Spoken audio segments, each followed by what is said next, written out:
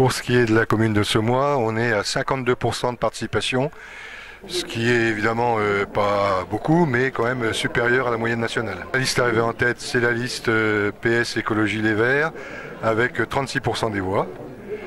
Ensuite, le Front National en deuxième position, avec 23% des voix. Après, il y avait deux listes de droite qui ont fait 14 et 19%, et le Front de gauche qui a fait 8%. Au moment où je parle, là, il est 15 heures, donc le taux de participation est de 38%.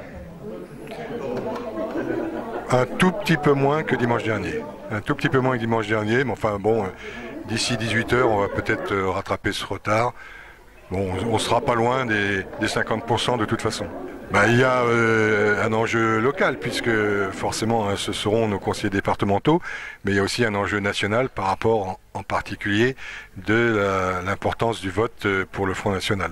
Oui, très certainement, ça regroupe plusieurs réactions, qui peut être rejet de la politique, rejet des affaires, parce qu'il y a quand même eu beaucoup d'affaires chez des hommes politiques de droite ou de gauche, rejet de voir que les choses ne changent pas, parce que le chômage continue de s'accroître.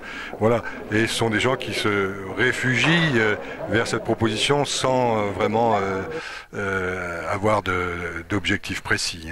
Ça s'explique, ça se comprend vu la situation actuelle, mais enfin, il faut quand même combattre les idées qui sont basées sur le racisme, sur la xénophobie, sur le rejet des autres, qui sont quand même des valeurs fondamentales de la République. Donc il y a un appel à voter pour autre parti que celui de l'extrême droite. Tout à fait, il y a le réflexe républicain qui aura lieu ou pas dans un sens comme dans l'autre, mais qui est de revenir quand même sur les fondamentaux, sur les valeurs fondamentales.